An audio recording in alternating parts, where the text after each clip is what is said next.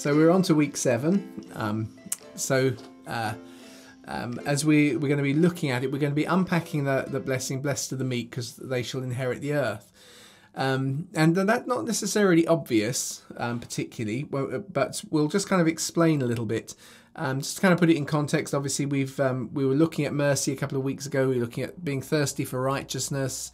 So we're now looking, there's a kind of, if we can consider the flow, we're looking at this issue of the meek who inherit the earth. Next week we're going to look at those who mourn. It's very few verses. I almost wonder whether when Matthew's kind of putting down the Sermon on the Mount, as he's kind of working with a set number of pages or something, and is thinking, oh, getting near the end of a page, because we'll find that the last couple of Beatitudes he unpacks in just a few verses. So next week's is only 6 verses, but we got a few tonight. So we're on the meek, and what we're going to see, actually, there's a kind of counterpoint, which is why it's useful just to kind of put this slide up. So we were looking at righteousness, being thirsty for righteousness. If you remember last week, the regular theme that kept coming through was don't do it for your social status. Don't do it to get approval. Don't get it to draw people's attention. Don't create an audience. So be righteous for righteousness' sake. And actually there's a kind of a counterpoint now with meekness. So there's been hypocrisy in last week, in the verses that we've just looked at. And as we're kind of moving through into this week, we're going to unpack the meekness idea. So we're going to see, for instance, whereas last week we were looking at this issue of social status, don't do it for people's approval, but do it for your reward that's in heaven. So there was a contrast, social status to godly reward. The reward is going to be picked up again this week.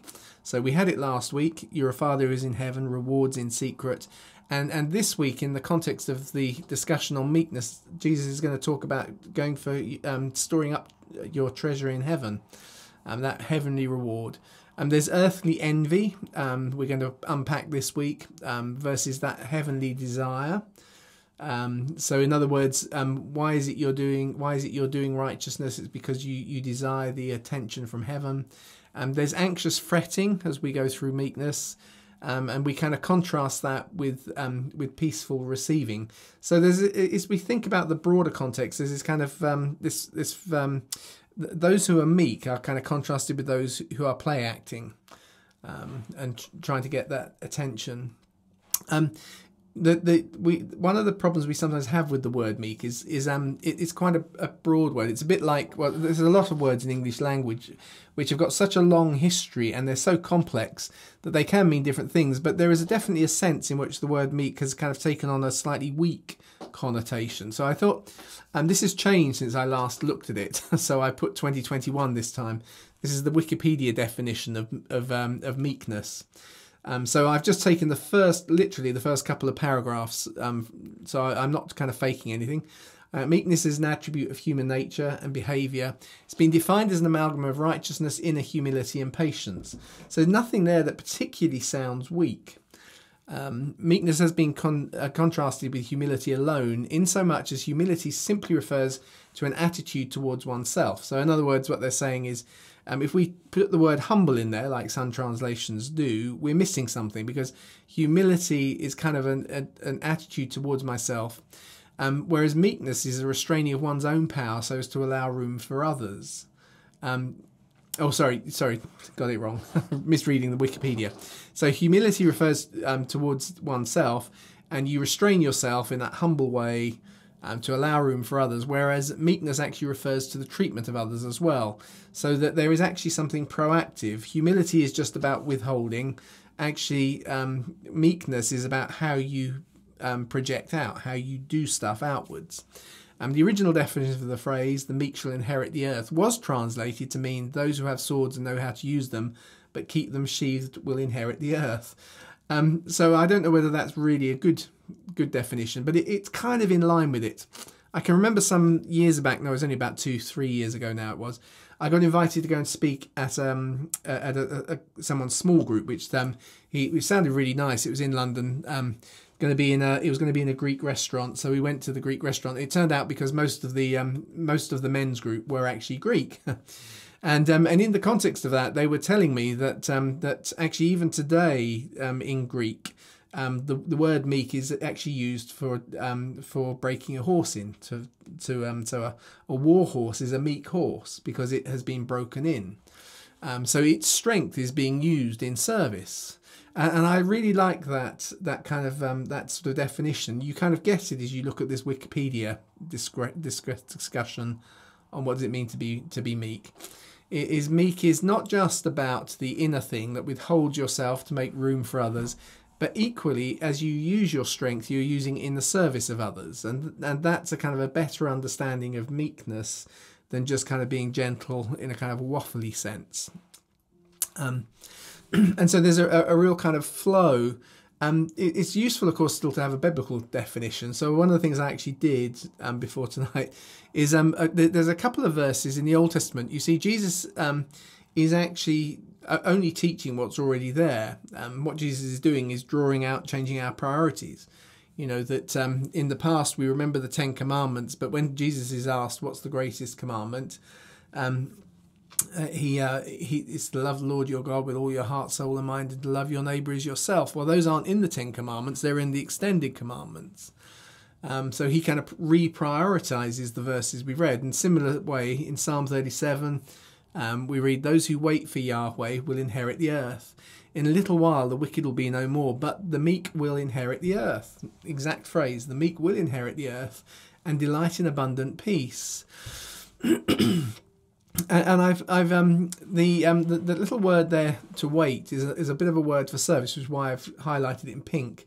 Because actually you get that if you look at the Hebrew word, because you can kind of unpack the definition a little bit this way. The Hebrew word that is used for meek, kavah, actually is a root word, which means that it's a word that has very broad meaning and that is often used as a kind of part of a compound of more precise words. So it's a very broad word. It actually means to bind together collectively. And so it was used, therefore you can think of it as meekness is someone who is bound in service. I mean, you can understand that actually in the Greek translation of the word meekness, which is of a horse, because a horse has been broken in, if you like. It's now in service to its rider. So there's something about meekness which is not necessarily weakness, but it is about you understand where your service is. So I kind of put the biblical definition plus. You perhaps understand meekness as gracious service.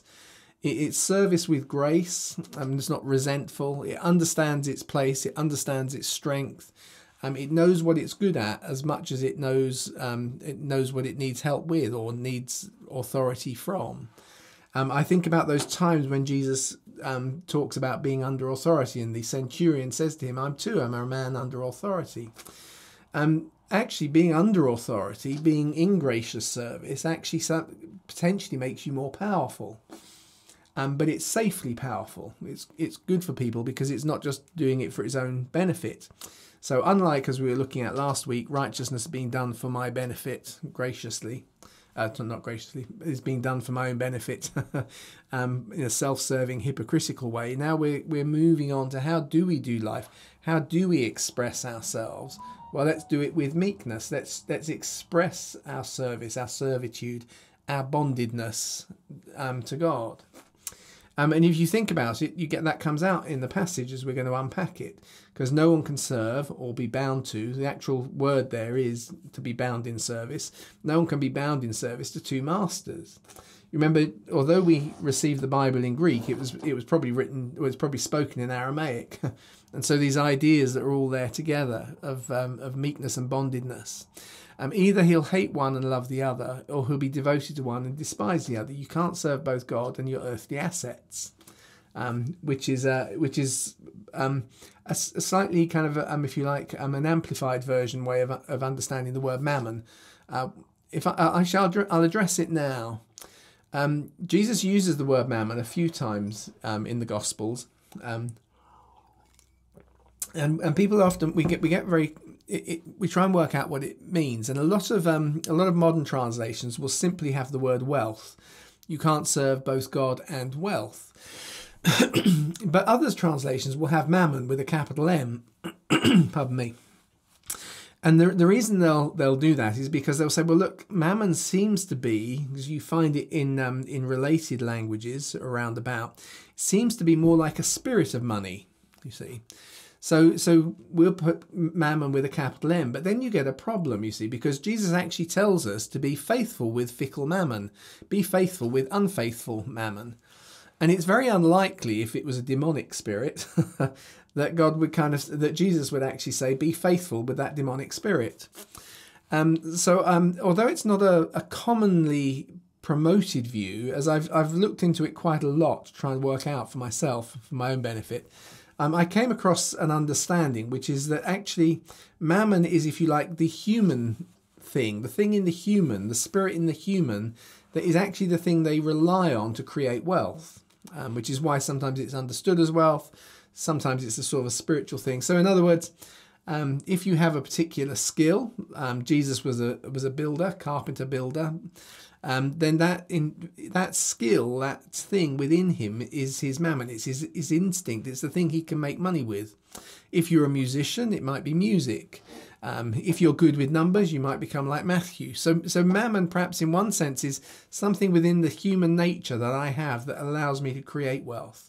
And so in that sense, this little verse, which comes in the middle of the passage we're looking at tonight, Jesus is saying, actually, what do you serve? Do you serve that thing that you've got? Do you serve your ability to create wealth, or do you serve God, and all these things will be added to you? Do you get the flow? Another verse from the Old Testament, and this is the man who fears Yahweh. So that's an interesting context. The fear of God is in, he will direct him in his choices.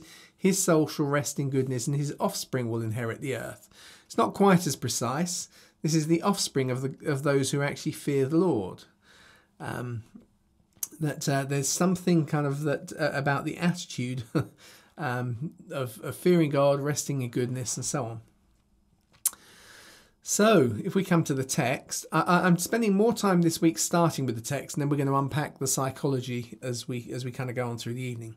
So don't stir up valuables for yourself on earth, where the moth and decay consume, and where thieves break in and steal.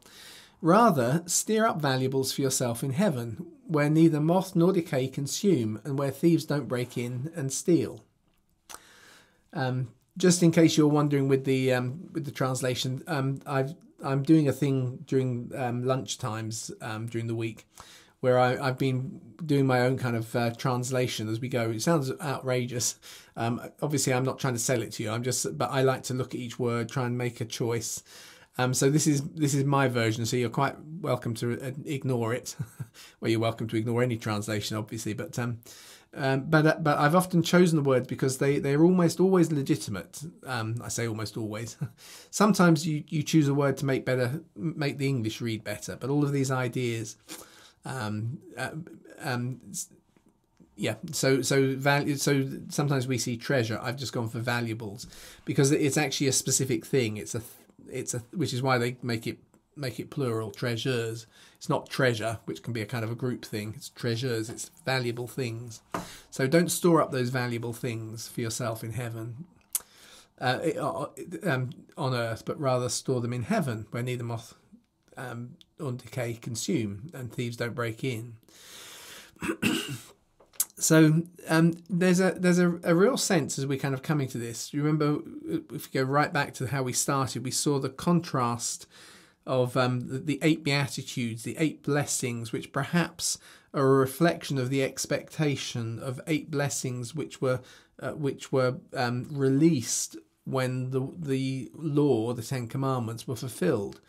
And as Jesus goes through the Sermon on the Mount, we've seen regular references to key laws. And so in one sense, what we're going to see in this week is that there's a kind of contrast between meekness and coveting. Jesus is going to unpack it. Its rewards is the antithesis of coveting. It's kind of this whole section, in one sense, is part of the redefinition of that commandment, you shall not covet. Because that was the expectation, is the prophet who comes after Moses is actually going to reinterpret the commands and the laws of Moses. And here is Jesus reinterpreting the idea of not coveting. So he goes on, the eye is the lamp of the body. So if your eye is clear, your whole body will be full of light. But if your eye is evil or diseased, you normally see it translated as evil. The problem with that is it looks like we think of the word evil as being a word about my essence. So-and-so is a real evil so-and-so. Whereas the actual Greek word, which is something that's evil. So it's something that's evil, it's something that's bad, it's something that's got corrupted. So probably diseased is a better translation, but we like seeing the word evil, and the evil eye is a nice little phrase. If your eye is evil or diseased, your whole body will be full of darkness. So if then the light within you is darkness, how extreme is that darkness? And Jesus actually picks up a concept which actually we find a huge amount in the rabbinic writings on, and is incredibly it's an incredibly sophisticated understanding. We now understand. In fact, I could have put slides on this, but probably would have spent all night. When I'm working with my students, I often present them with a question. I ask them, what's the one part of your brain you can actually visually see? Actually, if you look in through the pupil of the eye, the retina at the back, you can actually see the ends of the synapses which come through the optic nerve, which are a direct extension of brain tissue. They come out to the eye. And in actual fact, 10 times more information comes from your brain to kind of make your eye more efficient than goes from your eye back to your brain. So there are 10 times the amount of signals coming from the brain. So there is a degree, you see, when a baby is born, its eyes aren't focused, they're going everywhere. Their brain is trying to work out what things to focus on and what movements and motions to kind of give priority to. So there, in a very real sense, the ancient world got it right. The evil eye seems to have originated around 3,000 years ago, seems to have been in the Greek Empire. The Jewish diaspora was spread across the Greek Empire, of course. They probably picked it up there. And actually the evil eye is something that went into then Jewish culture and is still there today. So I was actually told last week when we were doing some of these verses in the midweek Bible study I'm doing, by someone who's saying that when he was there, he saw beggars with signs that said, let your eye be generous, which is the contrast, the good eye or the generous eye, which means look at me and be generous towards me. And in actual fact, the way we look at the world, you can see, does actually make a huge difference to the way we interpret it, the way we experience it, and even the way we behave. And so the ancient world, as they looked in, they saw a black mark in the middle of the eye. We know it lets light in, but they saw that mark, and they saw an iris which had different patterns, and everybody's iris is different. And they recognized that two different people could look at exactly the same things and see them totally differently.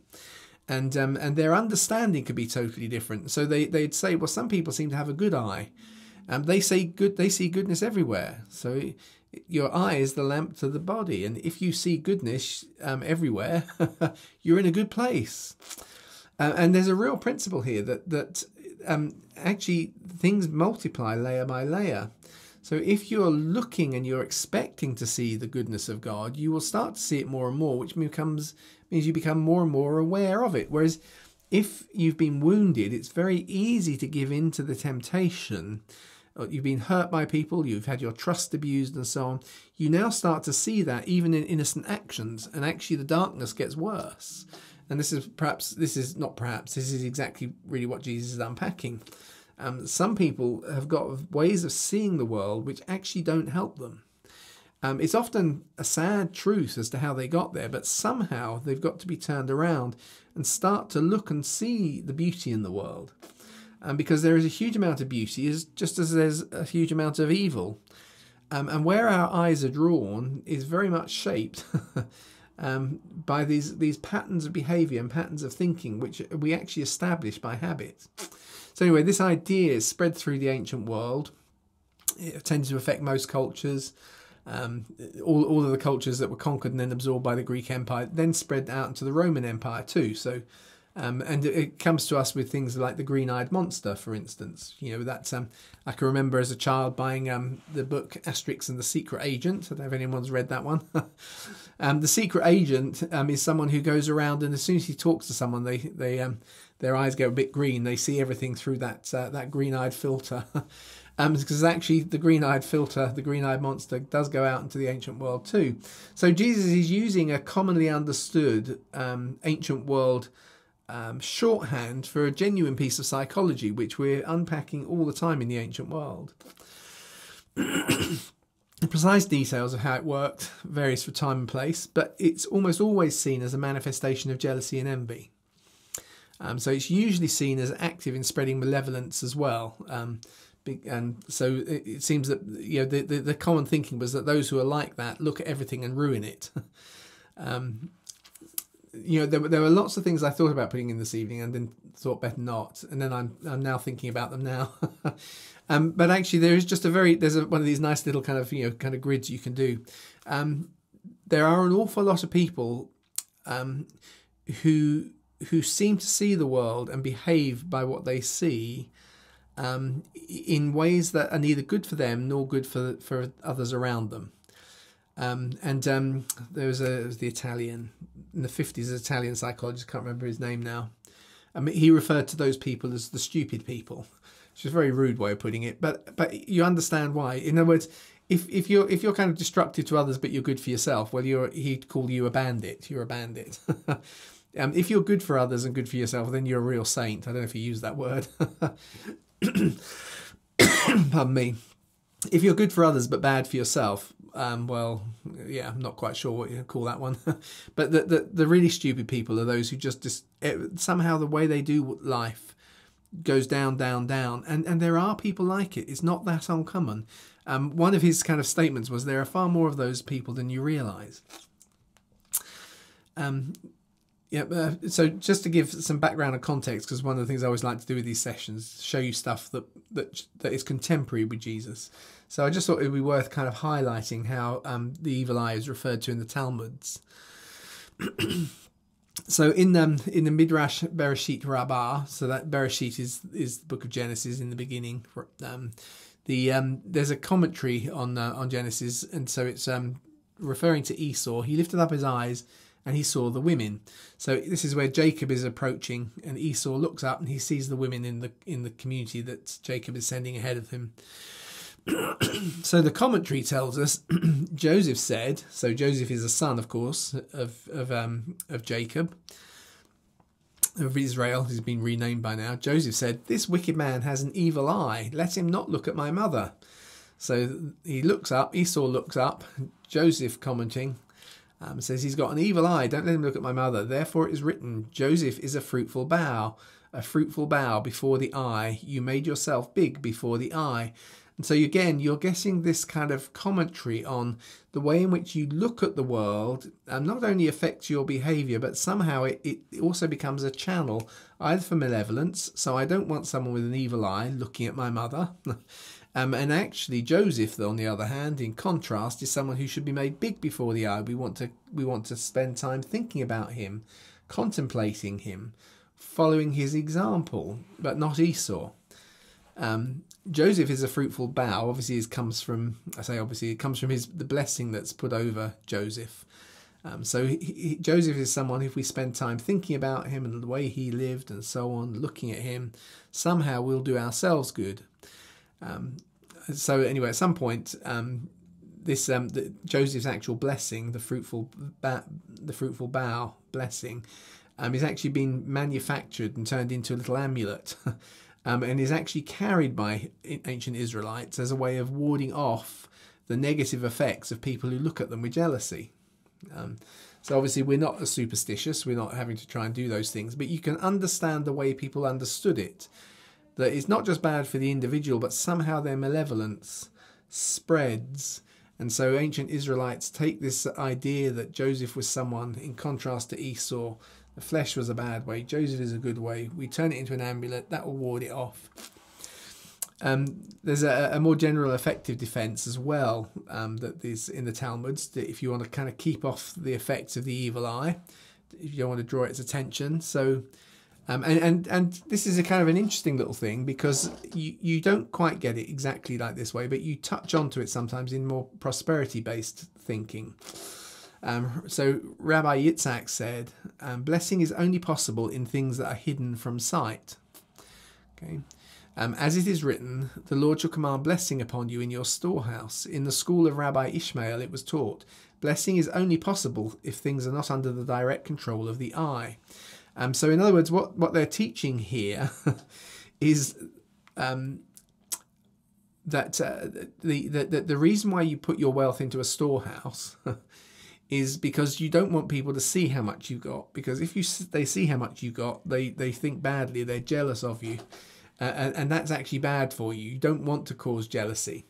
And there's a kind of a certain amount of earthly wisdom in it. And there's a certain degree, it's not exactly an explicit endorsement, but of a kind of an idea here. Remember, Jesus was saying last week to let your not your wealth be in secret, but your good deeds be in secret. There are certain things which actually it's a good idea to kind of keep hidden. And certainly nobody really enjoys it if you go and make a big show of your wealth, obviously. I touched on some of these things occasionally within those who have been more impacted by a kind of prosperity gospel.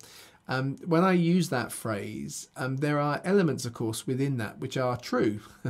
And there is a certain amount of blessing that does, in fact, that line about the Lord blessing your storehouses, was an important principle, which actually I've understood now my own way, which is there's an element of faith to the way in which we put stuff aside, not, if you like, to become a security for ourselves, but actually to kind of, if you like, to add layer by layer so that I can become a more generous person. And actually, as I started to live a little bit more on that principle of I'm going to look to save, John Wesley actually put it those ways. He said, earn as much as you can, give as much as you can, save as much as you can. That's a good way of using your money. And the save is quite important because actually what you find is it does accumulate. Compound interest is a wonderful thing and does allow you to be more generous, not so that you don't have to have faith in other things, but just as actually it becomes a good expression. So there was these ideas, as you can see, that come in to the idea of the evil eye. So, as I say, I just put in that little memory in there. Jesus just taught about things that are invested in secret for righteousness' sake. So my giving, my prayer, my fasting, do these things in secret because actually there will be a reward that comes.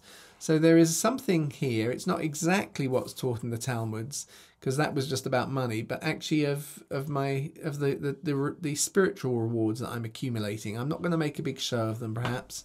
I'm going to keep them in secret, but actually the Lord may want to multiply those things.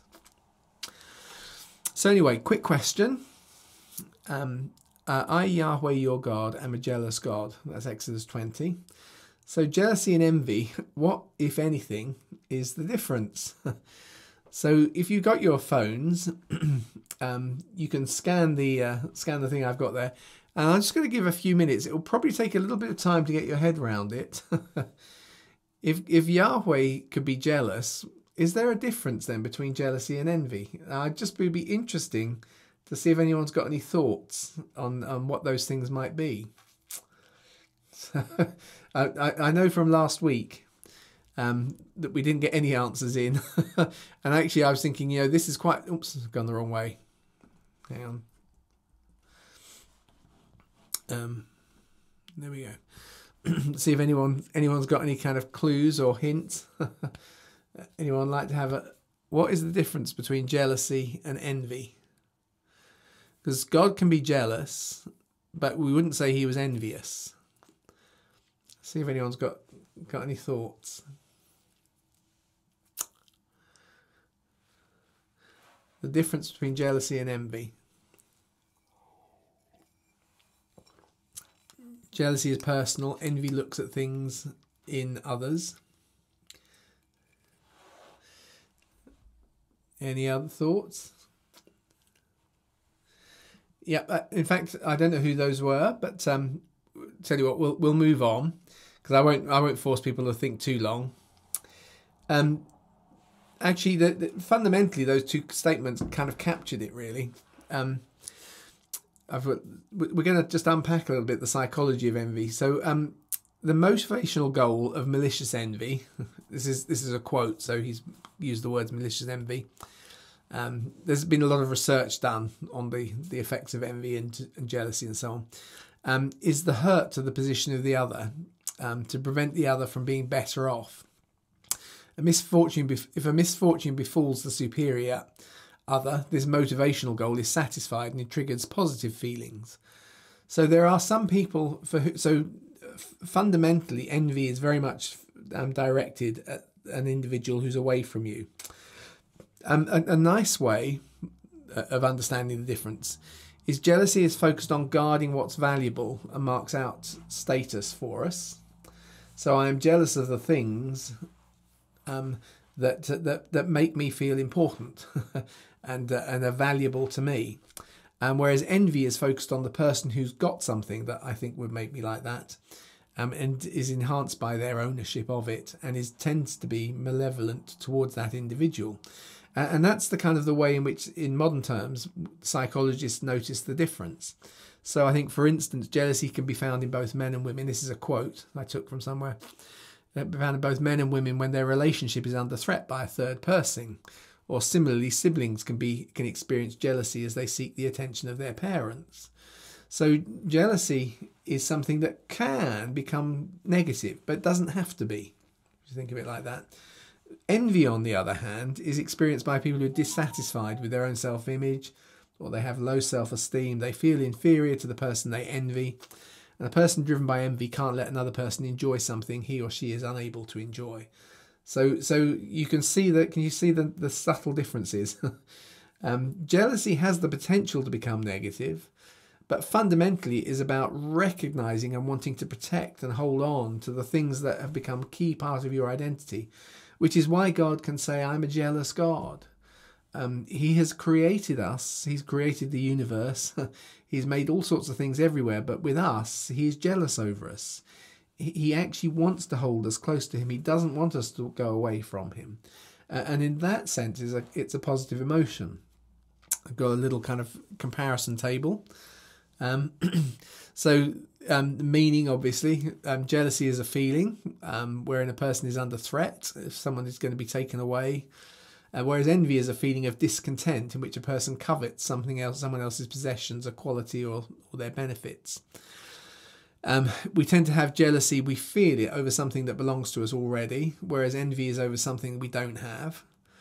The cause to it, the root cause, is in jealousy is you're afraid of losing something or someone. Obviously with God we wouldn't say he was afraid of the loss, but he doesn't want the loss. Whereas in envy the cause is just because you lack something. The parties involved often in jealousy are three, i.e. there's me, there's the thing I'm jealous for, the person I'm jealous for, and there's the person who's looking to break into the relationship.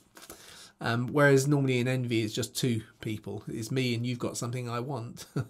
The impact of jealousy, I think that should be the other way around. It could be positive or negative. I've got those the wrong way round, sorry.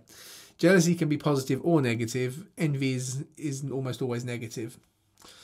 And it's appropriate for human relationships, whereas envy is appropriate towards possessions of things. And we can be envious of people, but that's very often because we're treating them as a thing rather than the person. So to kind of misquote Paul, let's walk honestly, not in strife and envy. That's Romans. And in your, this is my misquote, I've crossed out, in your anger, in your jealousy, don't sin. So in other words, let's walk without envy. We're not going to have envy. And if we're going to be jealous, we're going to do it in a way where we're not going to sin. That's the kind of the output of what we're looking at. Joseph Epstein was a journalist.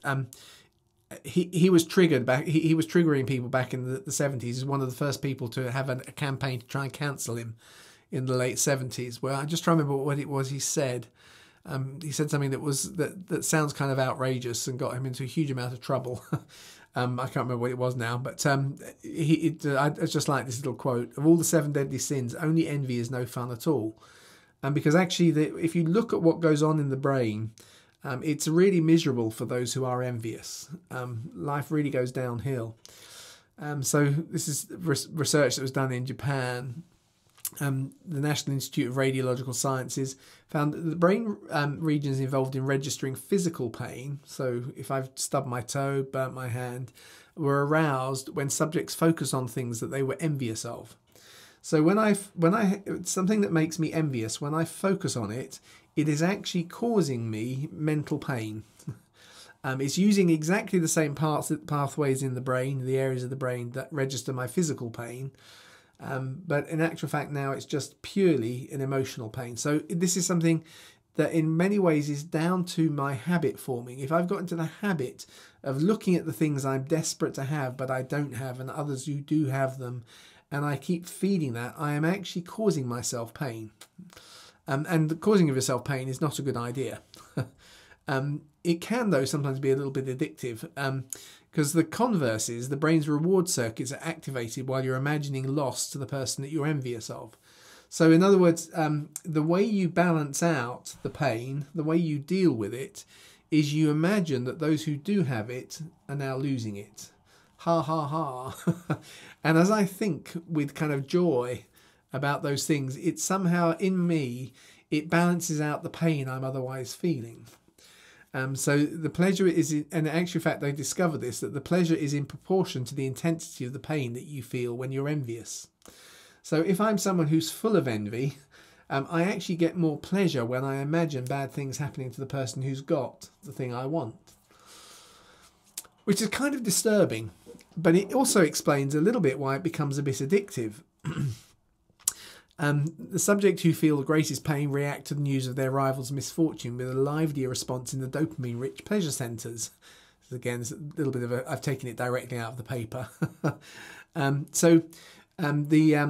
You remember we looked in the first week at the dopamine kind of reward circuit, which is very closely tied to hope, and actually drives us forward as we imagine things we want to go forward for. So it rewards us for seeking.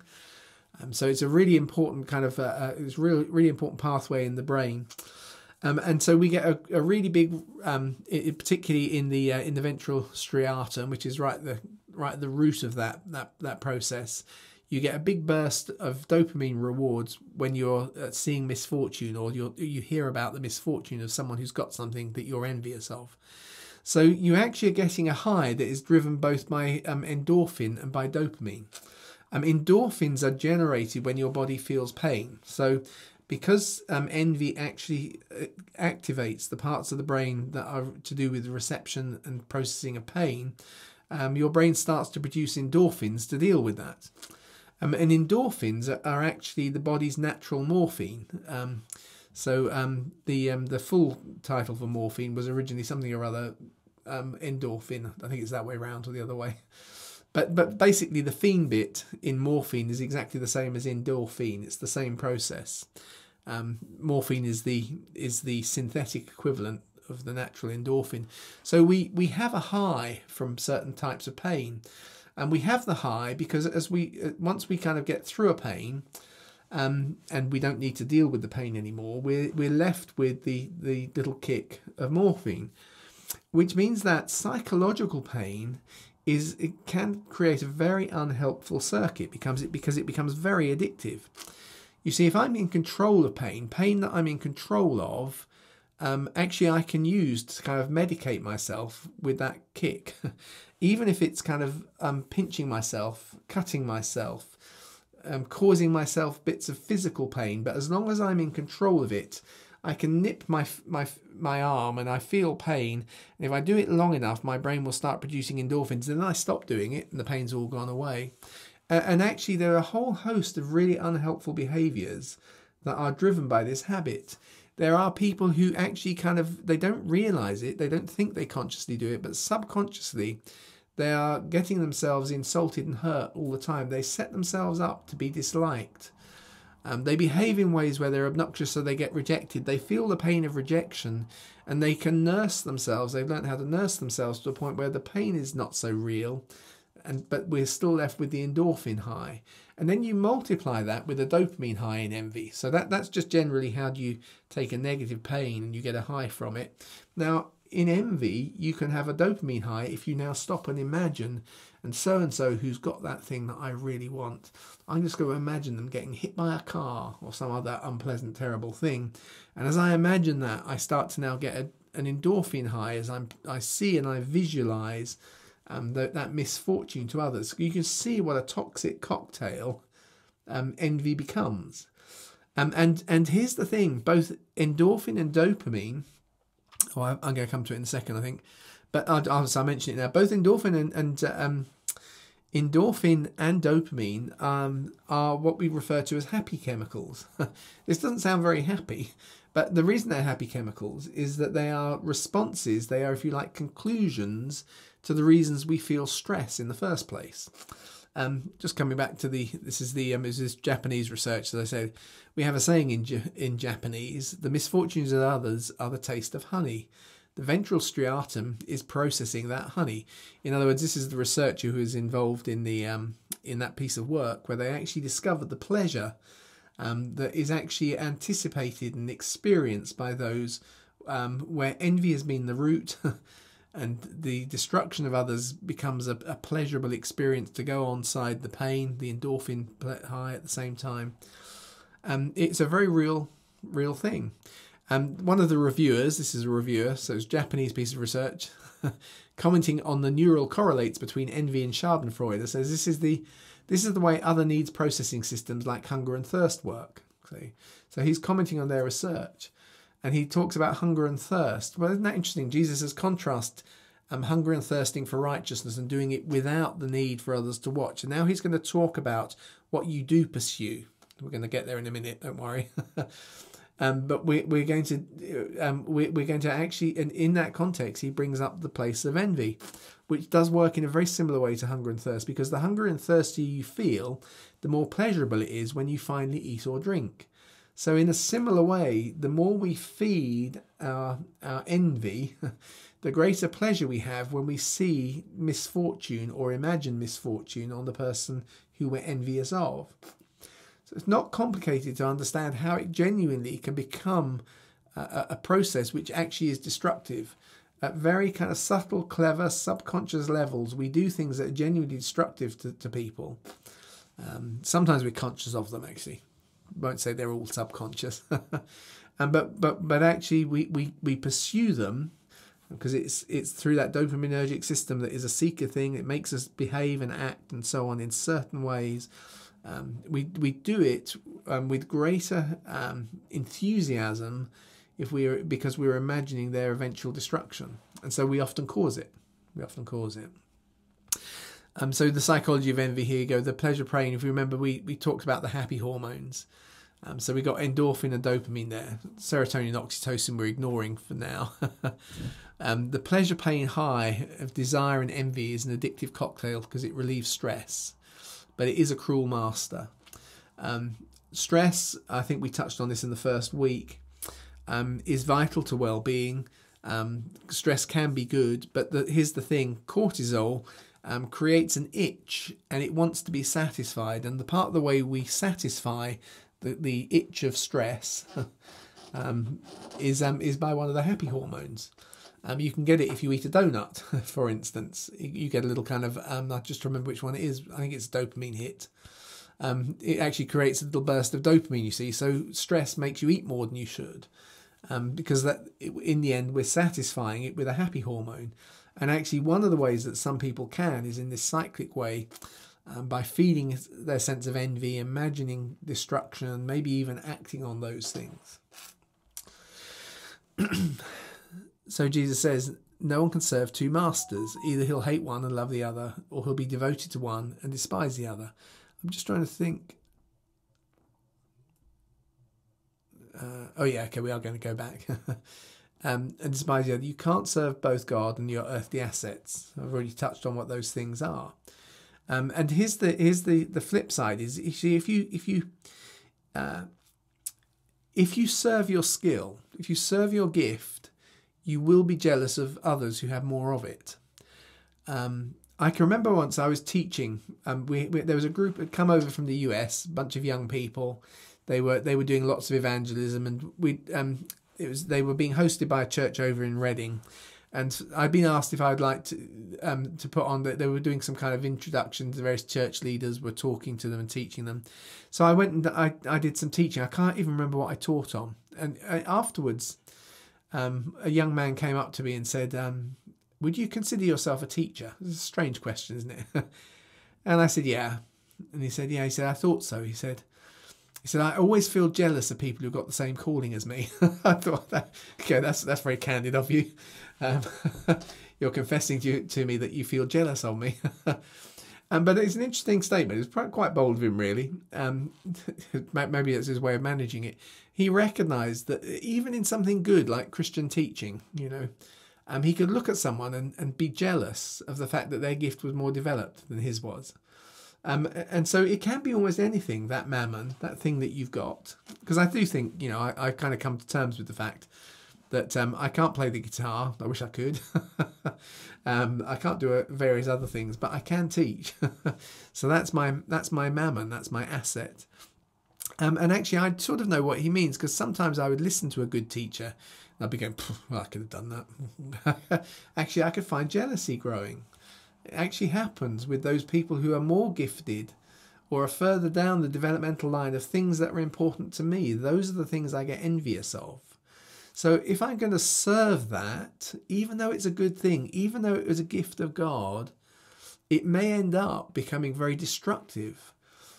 And I've looked, you look at, the sad truth is there are an awful lot of unpleasant things that happen in church context.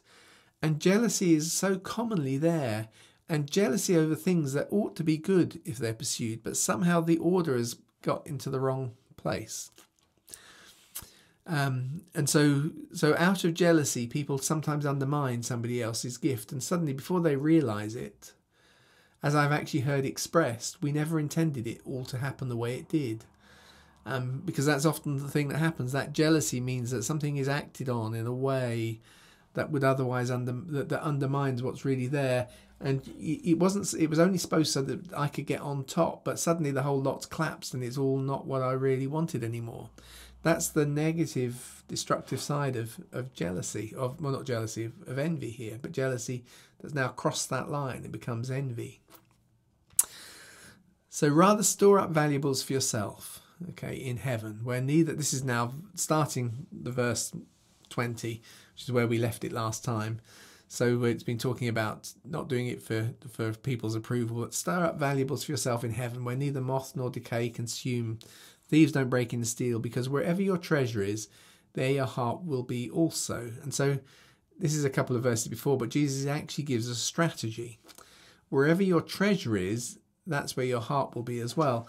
And I remember I used to quote this the wrong way round. I used to say, wherever your heart is, that's where your treasure will be. And then suddenly I realised that's not the way Jesus says it. He says your treasure is where your heart will be. Where you put your value, where you put your valuables, actually your heart will go. So it seems that Jesus knows a 20th century truth. It's always been a truth, of course. It's been discovered in the 20th century. You might think, why doesn't they say 21st? Well, it's because it was discovered in the 20th. And that truth is this, that the choices we make that cost us something actually change who we are. So for over 50 years, but there I put it in the bottom, post-decision changes and desirability of alternatives. That was written in 1956. So that's over 50 years ago where this was first identified. So psychologists have been exploring this for over 50 years, what we refer to sometimes as the free choice paradigm, which is the way in which our choices affect our attitudes. And actually, as it turns out, these changes are far deeper than we might at first expect. So to go back to those verses that Jesus said, so he gives us a strategy to try and deal with our envy. If we pursue both social status, the attention of others, and power, the wealth that's created because I use my gifts, my mammon, my ability to create money and wealth, I use those things and I serve those things first, then actually I'm going to make myself much more vulnerable to envy, which can manifest itself in destructive ways, which often do more damage than I intended them to. I just wanted to get ahead, and now suddenly the whole thing's collapsed. But here's the strategy.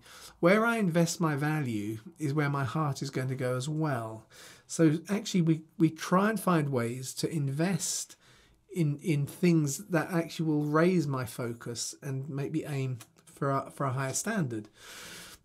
So I was thinking about trying to put this onto the phones, but it got too complicated. Is it going to quickly address this issue? How does choice change your affective aesthetic? So here's Dan Gilbert. He's a professor of psychology at Harvard, and he's also the author of a book called Stumbling Unhappiness, which actually I've got over here. Look, there you go. See, just to prove that I do read these things. It's got yeah. I was going to say, Judith used to worry about this book because it's got a lady's legs on it. So enough said about that one. Anyway, he took this really to an extreme. So, but this is give you an example. We've known for a while that the things that if I spend more, for instance, on a bottle of wine, I will actually enjoy it more. It's not that I think I enjoy it more. You can see in the brain, I really am enjoying it more because I spent more on it. See, because I believe it's valuable, and where I've put my treasure, I put my value on this bottle. Actually, it gives me more pleasure. Things that are totally free and of any kind of cost at all actually give me much less pleasure. And that's an important principle. You see, that's probably why so many children who are born into wealthy families who get given everything for no work at all, so there's no reward in it, it's just there, actually find life very dull. So so that's been known for a while, but he took it a little bit further, and he created an experiment that worked like this. So these are 6 Monet pictures. He would ask people to rank them in the order from the one that they like most to the one they like least. So the person would kind of model them around, put them in a different place, consider them all next to each other, and they would answer some questions on it. And it was a bit of a con, because psychological experiments like this always are. And then he would say, okay, well, actually in the car we have some prints of some of these pictures as a thank you for taking part in the survey. I can go and give you one if you like. But what they would do is they would come back. They would only ever have 2. They would only have 2 prints. And the 2 prints that they would always have would be the 2 in the middle. So 4 and 3 as you're looking at your screen, if that's the way the person ordered it. Obviously, if they'd ordered it differently, it would be a different 2. So whatever they order they put them in, they always had picture number 4 and picture number 3. Which meant that it was not the one that they really loved and they would remember that, or the one they really hated. It's one but they had ranked them and said, we prefer this one a little bit to that. And so some would choose one and some would choose the other. They would take whichever one and then they would leave. Now, the thing I didn't mention is that Dan Gilbert had researched and found and tracked down hundreds of people who suffer, which sometimes comes via trauma or from alcohol abuse, but who have the condition which it's a type of amnesia whereby my short-term memory doesn't get transferred into my long-term memory. So they would leave for about half an hour or so, at which point the person who they had surveyed and reviewed has forgotten about the experience. There's a kind of a limit. There's a certain kind of period, and you can understand it. People whereby you can't maintain stuff in short-term memory for a long period of time, has to be transferred to longer term. So the people who couldn't do that because of various conditions, he would go back to them and he would run the same experiment.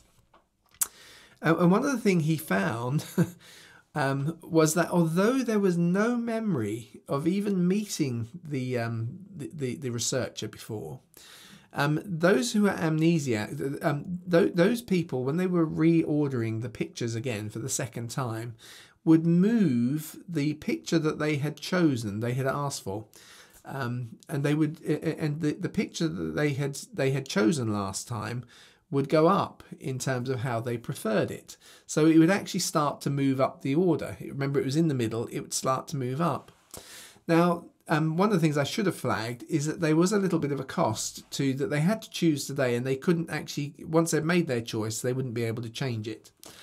So they kind of set it up in certain ways. So in making a choice, there was a small amount of cost, not physical cost, not financial cost, but just in making the process. And so if I kind of quickly explain the results we're looking at, you can see obviously they have a control group. These are these are people who aren't the amnesiacs. They just kind of the pictures that they choose. We know that they preferred the picture that they had chosen. It wasn't their favourite last time, but if they chose it last time, it went up a little bit. It moved up 0.8 of a position. Remember, there are only 6 positions on the line, so it moved up nearly a whole position. Well, that shouldn't surprise us. That might have been them conning themselves that they preferred it. But do you remember, like I said, with wine, if you spend money on wine, the pleasure centres in your brain actually light up more if it costs more. Or if you think it costs more, they go up more. So it's not purely, and that's what he was testing for. So the control group, yes, they preferred the picture that they had chosen, and the picture they had rejected last time, they disliked it a little bit more as well. So both pictures kind of moved slightly to the edge. They started moving out of the middle towards the edge. But amongst amnesiacs, the actual positive impact was far bigger. 1.2, it had moved a whole position up the ranking. And yet they didn't remember that they had chosen it. So they weren't just re-endorsing their previous choice. There was something in them, in the way that they were wired to prefer things, which had been modified, even though their brain didn't remember that they had made that choice. And that's actually incredibly profound, because there are a whole host of things which we don't fully understand why it is that we enjoy them. But actually it ties into what we'd think of as quite straightforward kind of wisdom, which is if I make proper choices, and I use my own resources and finance to acquire those proper choices, I work at those things, what I actually find is my affection towards those things is growing. So where my treasure is, where I put my valuable things, is where my heart goes. And that's a really important kind of therapeutic strategy. Because again, because I tend to, because I work pastorally, I'm very aware of very often that the kind of the logic which is all about everything needs to be free and we want to demand it as a right, but actually I get so little out of it. Sometimes you have to get people to start paying for things, if I can put it that way. Not always financially, but it has to cost them something, because then they start to appreciate it more. And it's not purely because they're re-endorsing their previous choices. It seems from this experiment that actually it's changing something in us. There's an aesthetic in us that is being changed. You can understand it in marriage. When I make a real choice, which Jesus has already covered, and I believe that this person is going to be my partner for life, and I'm going to invest in it, so I buy a ring, and we put on a special day, and it starts to cost me. And it may cost my parents even more, but it costs me something. And actually future choices are being cut off. But as I do those things, I am actually shifting my affection towards the person. And as you do it over a longer period of time, you build and bond together. And so 15 years down the line, little by little, you've actually got a bond that is so much stronger, and you couldn't just turn it on if by one day to the next. It's layer by layer, small change by small change. The things I invest into, the things I spend my time and effort and energy, and it costs me to do so, I find that actually they have more pleasurable quality to give me. So that's Jesus' solution to prevent envy. Actually, don't kind of look and try and take from others, but start to build for yourself. If you build for yourself, if you invest your valuable time and efforts into those things, the value of this grows to you, and it personally grows to you. It's something that matters to you, which may not matter to someone down the road whose life calling is totally different to you. So, the choice, stress or synthetic happiness. This is right, therefore, at the heart of an important principle, which I don't think I introduced actually in the first week, but I often do when we're looking at well-being. It's the issue of synthetic happiness. So same guy, concluding a lecture, which you can find on YouTube. I remember watching it on YouTube, where I came across him originally before I bought his book. Makes this statement: our longings and our worries are both to some degree overblown, because we have within us the capacity to manufacture the very commodity we are constantly chasing when we choose experience. So in other words, the things that we're chasing, the things I'm pursuing, whether it's via envy or by actually investment, emotional investment and so on, those things, I don't need to worry about actually, if I don't get them, is it all going to go terribly wrong? Because there's a degree to which we actually have the capacity to manufacture within us the very thing we were trying to achieve when we pursued those things. What do I mean by that? So here he is. Natural happiness, it's the difference between natural happiness and synthetic happiness. Natural happiness is what we get when we get what we wanted. Synthetic happiness is what we learn to make when we don't get what we wanted. Long time ago, this is Sir Thomas Browne. He wrote a famous book, a real bestseller. It's called Religio Medici, Religious Medicine, because actually this is one of the benefits that the Christian faith was recognised by kind of academics like him right the way through the centuries, is that actually there's something about the religious life, their phraseology, not mine, but we know what he means, actually creates happiness. So he makes this statement: I'm the happiest man alive. I have that in me which can convert poverty to riches, adversity to prosperity. I am more invulnerable than Achilles. Fortune hath not one place to hit me. By which what he means is whether things go well with my finances or even with my health or whatever it is, I have something within me that is happy. I've got this happiness within me. I often name the band. Well, I think I did this once, which Barry's been there before, and he correctly said, of course, it's the Silver Beatles, because there is Pete Best. Pete Best made that statement: I'm happier than I would have been with the Beatles. Now, you see, here's a great example of synthetic happiness rather than natural happiness. You'd think that natural happiness is a much more powerful thing, but actually synthetic happiness is demonstrably, time and time again, shown to be a bigger issue. So people would look at him and say, well, who are you kidding? Mr. Pete Best, do you really think that's the case? But actually, statistically, this is the case. If an accident was going to leave you paralysed, you're at least as likely to be happy a year later than a lottery winner will be a year after their win. So at least, and it seems often, very often, you're more happy. Now that doesn't make sense, would it? You'd never choose that. Who would ever choose? You've got a choice. Today you could win the lottery, or you could be in an accident and you can be paralysed. But the reality is that very often it's the person who goes through adversity that actually further down the line has learnt to become happier with smaller things, simpler things. And to a degree, it's not dissimilar to the process we're looking at, this investment choices. It's how we process the life that we're handed. And so synthetic happiness is actually more powerful than natural happiness because it's intrinsically, not extrinsically sourced. This statement I put on the because I found the statistics on it. I saw it in I found it in a little book that you're more likely to be happy a year after being paralysed than you are a year after winning the lottery. And I actually met this lady. So I got invited because of my role working with Barry with MTC to get Berkshire Active's Sports Personality of the Year award a few years ago.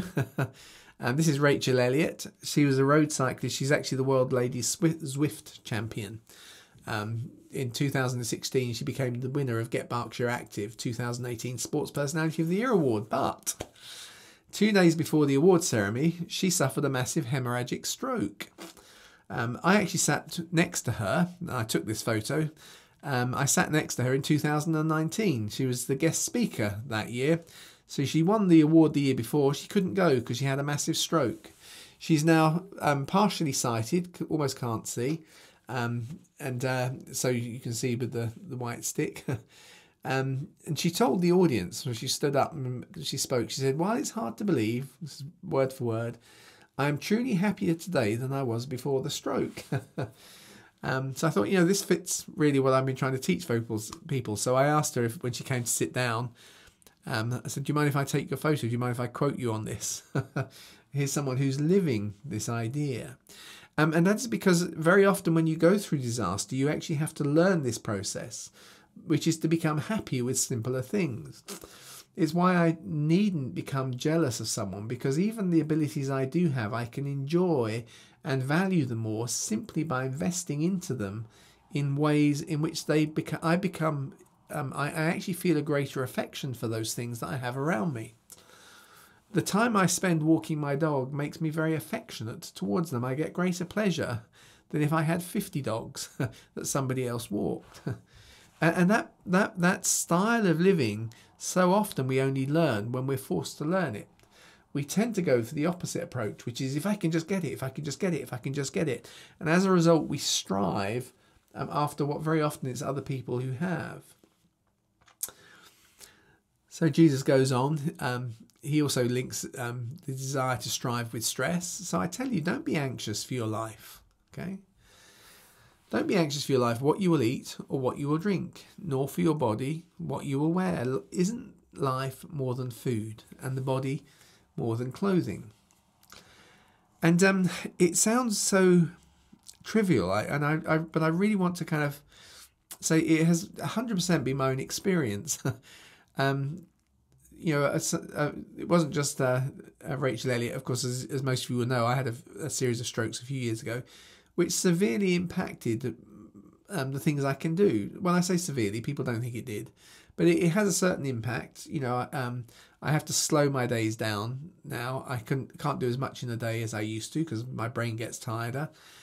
Thing after thing where I wouldn't have chosen that, but as I've gone through those things, what's actually happened is, as I've become more deliberate in investing into certain things and choosing to savour them, and measuring those costs, and all of those sorts of elements, I can 100% genuinely say I earn far less today.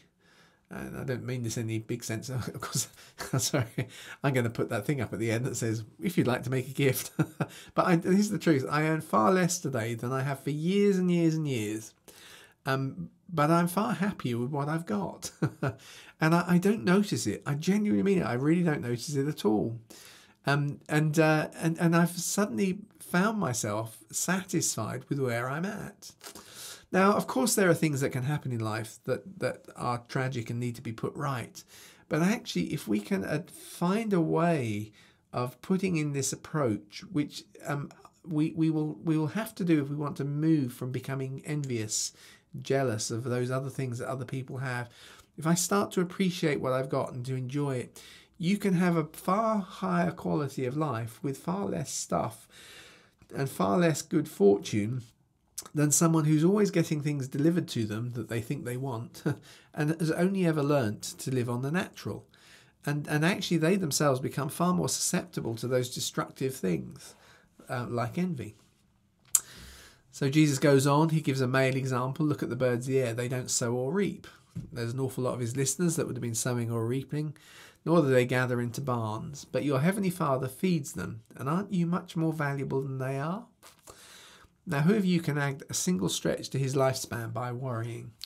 And when I was putting the slides together yesterday, I actually tried to ring someone. And just before we came on live, he texted back to say, "Oh, I noticed you were trying to ring me."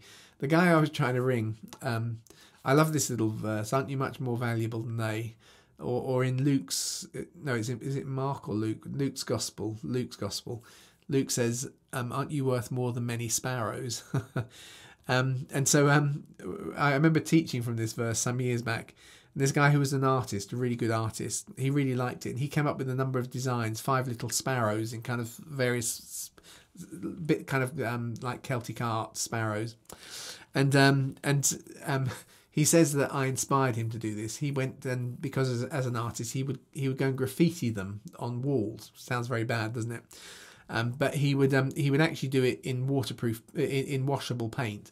So he would make a stencil of these sparrows and go and paint over it, and you'd get a stencil of this sparrow, because prophetically he wanted to say to the young people who are hanging out in these places, often low places, you're worth more than many sparrows. So it was a nice little kind of artistic, prophetic thing. But the thing that was really funny, because I think the Lord's got a sense of humour in these things, so he was doing it with washable paint because he was being responsible.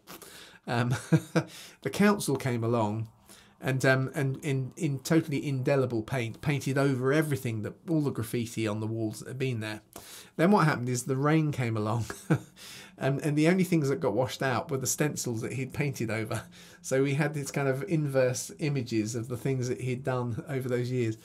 And those little tiny things have a huge amount of value to him. He loves it. He says, when I go drive past one, I see one, he says, it makes me smile. Got nothing to do really with the example, but I thought I'd tell you the story. That you're worth much more than many sparrows. So actually that anxiety, you see, because anxiety is looking for a happy hormone.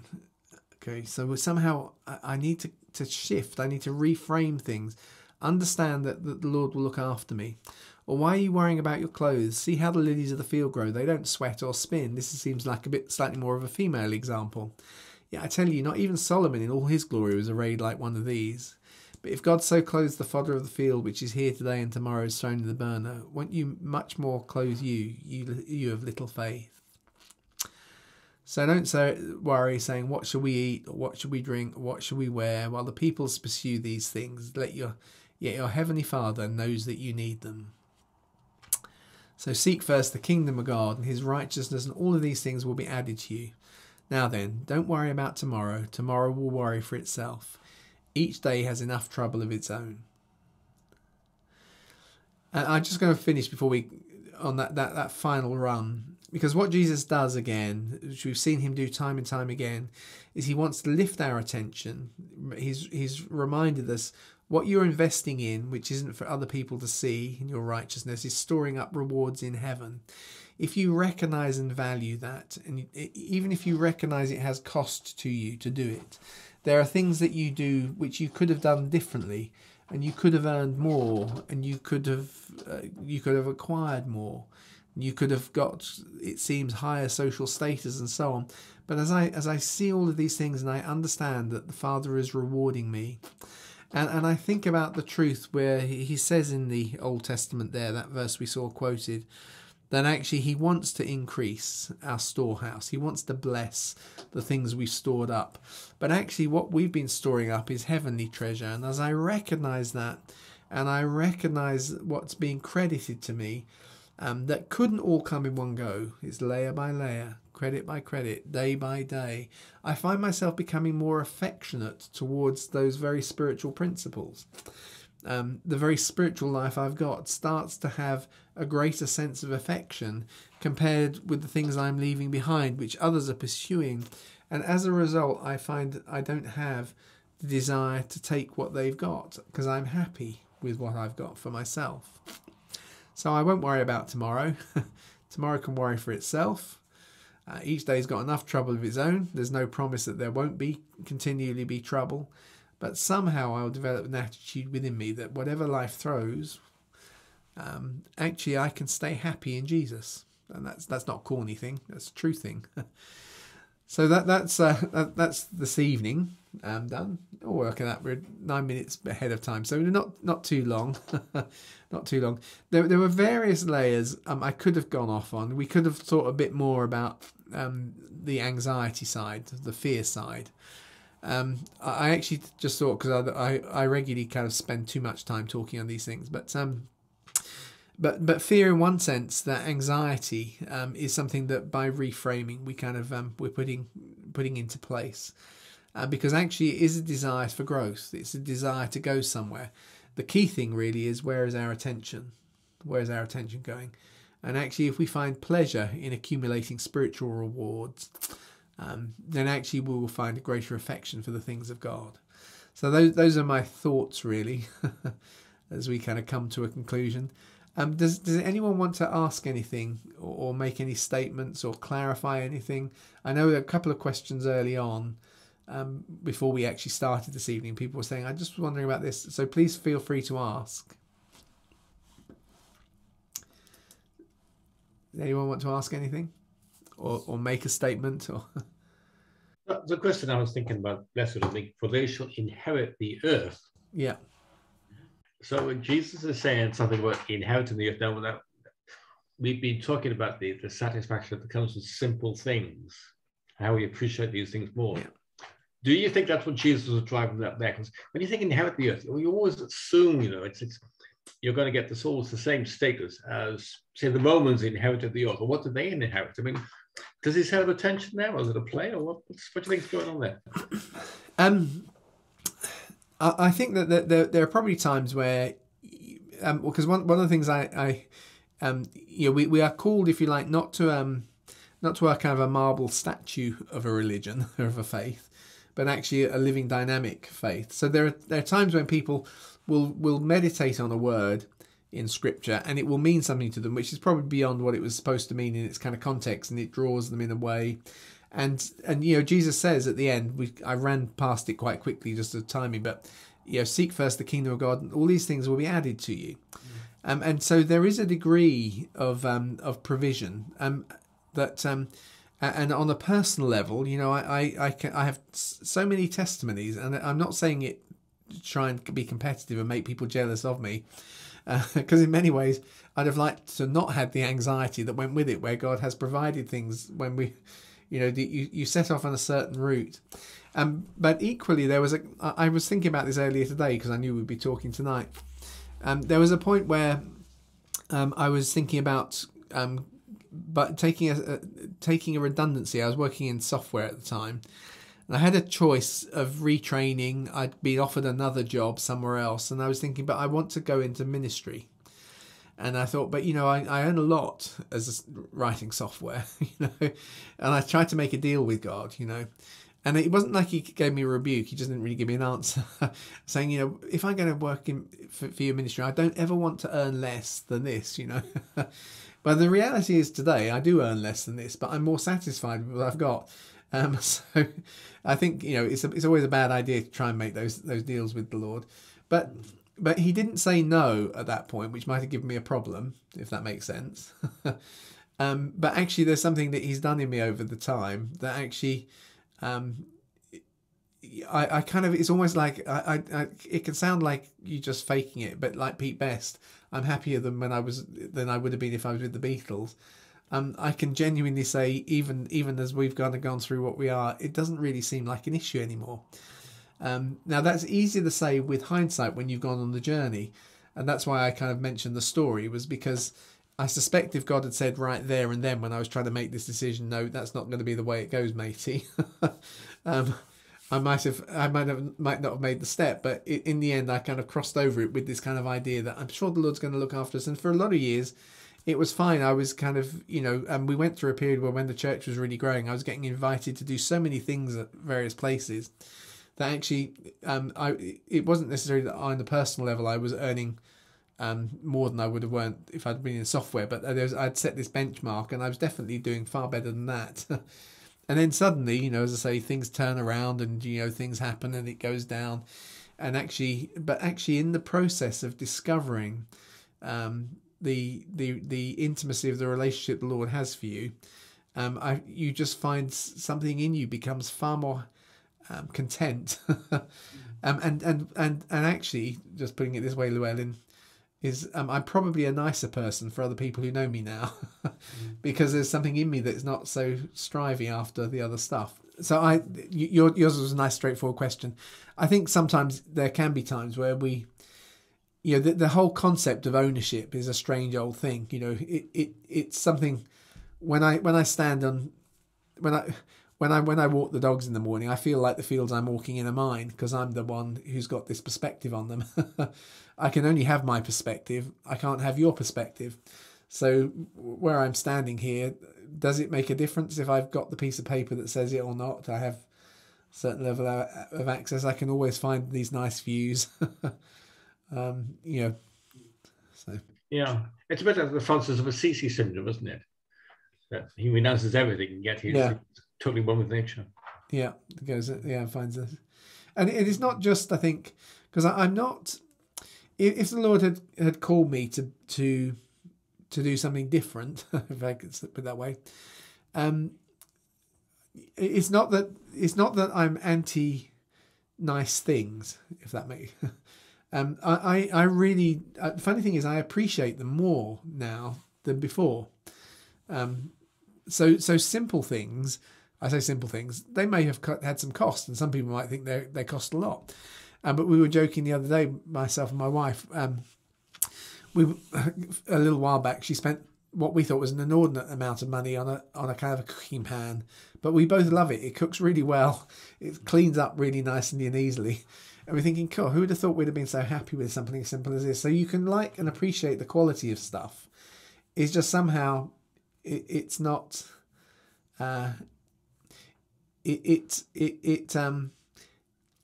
It feels better when you kind of have when you have a greater confidence in the truth of storing up rewards in heaven.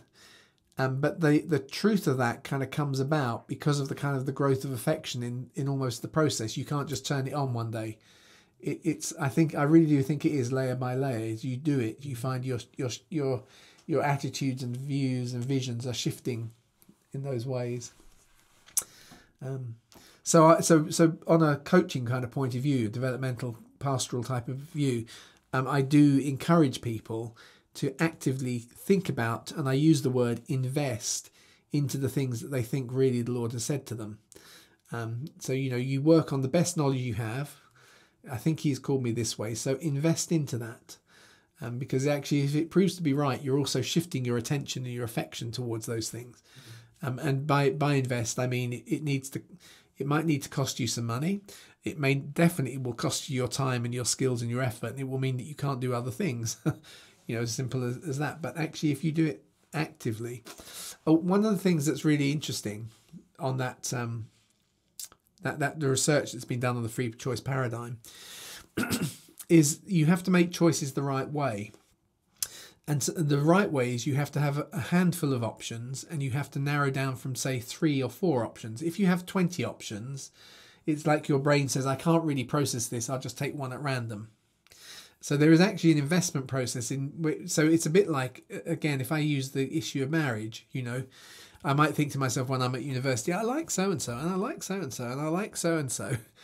But if I think I liked 30 people, really I would just be a bit desperate if that was the case, if I liked every girl who was in the Christian Union. But I think to myself, well, so-and-so could be, and so-and-so. And then you think about, well, what are the benefits? What's their calling like compared with mine? And as you start to think, you start to then, now I'm going to make some time, before you're going out, I'm going to spend a bit of time, I'll buy you a coffee, we chat a bit, start putting those things. And then you start to find, actually someone starts to emerge in that process. There's something, and that happens because, but that only happens, it seems, when you make a choice amongst a handful of options. If you make and so actually too much choice, you get no value from the choice you make. So we live in this strange world where we've got so much choice that if I think to myself, I'm going to buy whatever it is, a new car, a new computer, I've suddenly got so many things I could choose. And actually what happens is whatever I choose, I get nothing from. It's when I've got a handful of options and I consider them and I make my choice, and then it costs and invest. That's where I find that you get this big change, this big shift in my kind of aesthetic. What was the phrase he used? I can't remember. The aesthetic affect. That was the phrase. In other words, my genuine kind of appreciation has changed in a way that means I actually act on that. So aesthetic affect. I will do things now because I actually really do like these more. So anyway, does anyone else want to ask anything or comment on anything? And hopefully you can see the developmental and pastoral kind of benefits of understanding these principles. I genuinely have used them quite a lot with folks. I talk to them about what you need to, actually part of the problem is we're putting off choices, never making a choice, hoping that one will suddenly feel amazing. You've got to start to choose and narrow things down. So just on a very practical level, one of the things I would say is if you do have a lot of options available, start to categorize them so that they kind of fall into groups. So now you make a choice of just 3 or 4 groups. So I choose this group out of the 3 or 4. Then I break this one into subgroups. Actually, I have worked through stuff like this with people to kind of get you moving towards something in a way that, and actually then what you find is the heart changes with it. So I really do think, I often think there are a handful of verses, well, not a handful, I won't say how many there are, but there are verses in the Sermon on the Mount, like the where your treasure is, there your heart will be too, that I think are profoundly true and way ahead of their time. So, where I invest into actually is where my heart goes. Any other thoughts? Well, just a quick. Just looking at that verse about do not store up treasures for yourself. I mean, that flies in. Well, I know you mentioned it earlier. Flies in the face of like the prosperity gospel. Yeah. So I think the things that are true, which I think is there's a whole host of statements through the Old Testament about the Lord wanting to bless us and so on and so forth.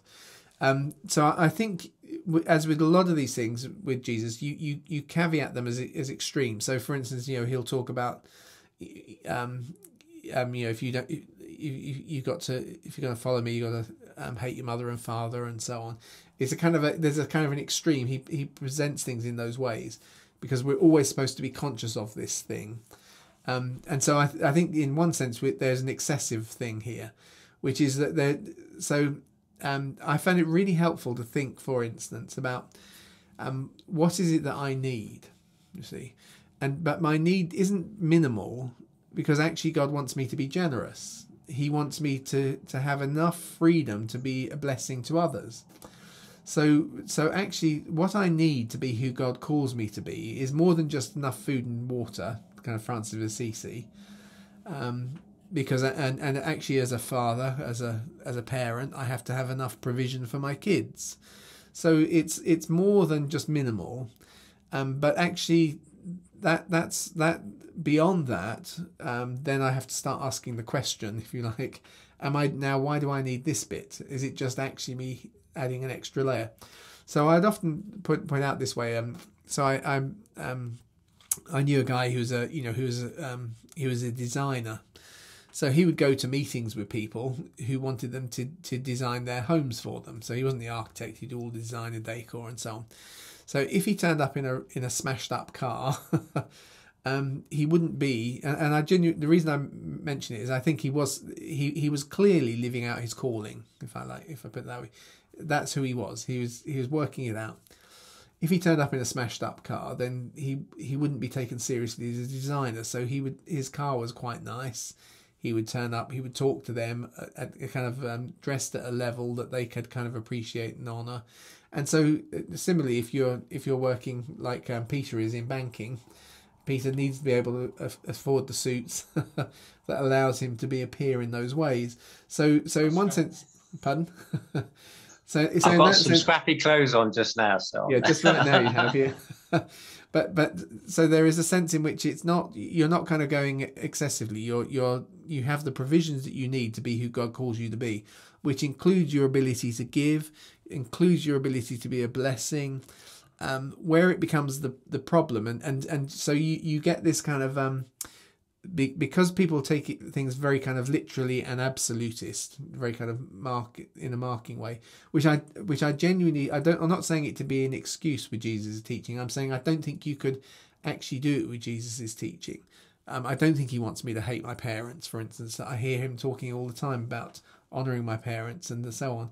That what he's doing is he's setting a principle in this kind of hyperbole, which is very common within the culture of its day.